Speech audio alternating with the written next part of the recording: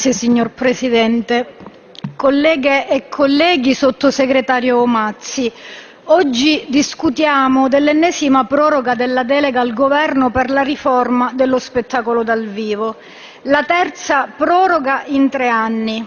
3 anni in cui il Governo ha promesso, annunciato, rassicurato, ma alla prova dei fatti non ha prodotto nulla. Nulla se non rinvii e propaganda. E nel frattempo un intero settore aspetta. A marzo del 2024 il sottosegretario Mazzi, signor Presidente, si era detto pronto. Invece ancora una volta si presenta nell'ultima seduta di agosto, prima della pausa estiva, chiedendo una ulteriore proroga di 1 anno. Si tratta di una legge del 2022, di una prima delega prorogata che oggi riproroghiamo al 2026 e quindi nel frattempo le lavoratrici e i lavoratori dello spettacolo dovranno avere ulteriore pazienza e aspettare, perché se ne riparlerà realisticamente nel 2027, cioè rischiamo di far finire la legislatura. Ecco, noi pensiamo che questo sia il segnale del fallimento che dovreste ammettere per rispetto verso un settore in difficoltà che non merita di attendere ancora. Il codice dello spettacolo doveva essere il cuore di una riforma strutturale, una riforma tanto attesa che mettesse finalmente ordine, garantisse diritti, creasse condizioni stabili per chi lavora nel settore.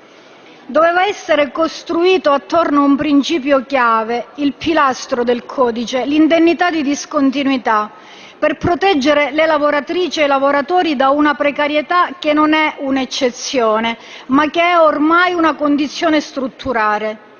Oggi quella misura è stata svuotata, ridotta a un intervento inefficace, lontano dalle esigenze reali di chi opera nel settore dello spettacolo. E intanto il testo del codice non è mai stato realmente condiviso con il Parlamento, non è mai stato discusso in Commissione, non ha mai visto un confronto aperto e serio con gli operatori e con le parti sociali. Sono cambiati i ministri ma non è cambiato il metodo, si governa a colpi di proroghe senza trasparenza e senza nessuna partecipazione.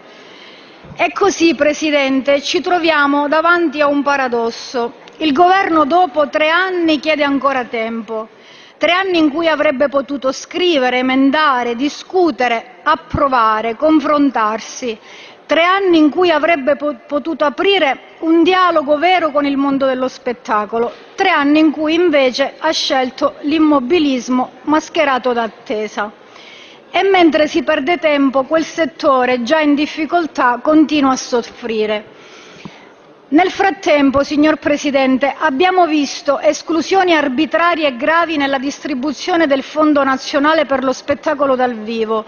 Abbiamo visto tagli strutturali che penalizzano proprio chi crea cultura nei territori.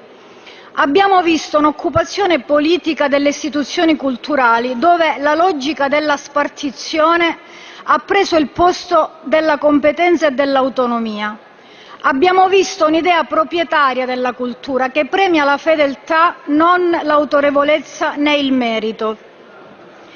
Lo abbiamo detto altre volte e lo ribadiamo, la cultura non è uno spazio da occupare, non è una bandierina da piantare per vantare un controllo e non è il salotto privato della maggioranza, non è un luogo da presidiare con nomine e spartizioni. È un bene comune, è un motore di sviluppo, è un diritto di tutte e di tutti. Questa maggioranza che dice di voler difendere la cultura italiana nei fatti la indebolisce, perché senza investimenti, senza visione, senza regole chiare non c'è futuro per il teatro, la musica, la danza, l'opera, l'arte circense, il lavoro artistico in tutte le sue forme. Questa proroga non è garanzia di qualità, come affermato dal Governo e da diversi colleghi della maggioranza, ma è un ulteriore rallentamento a una riforma necessaria e non più differibile. Presidente, questi non sono lavori in corso, ma è immobilismo, non è prudenza ma è incapacità, non è senso di responsabilità ma disinteresse, il disinteresse che vedo tra i banchi dei colleghi di maggioranza in questo momento. Signor Presidente. Colleghi, un po' di silenzio per cortesia. Grazie, signor Presidente. Il ritardo sul codice dello spettacolo non è un fatto tecnico, ma è il simbolo di un governo che non crede davvero in questo settore, che non lo considera una priorità, che lo tratta come un fastidio da rimandare. Noi invece crediamo che sia il momento di fare esattamente il contrario. Serve il coraggio di fare le riforme, di non rinviarle all'infinito. Serve fare ora e serve fare presto, perché questo immobilismo ha prodotto e continua a produrre danni enormi al settore, all'occupazione, all'impresa, produce danni alla cultura del nostro Paese.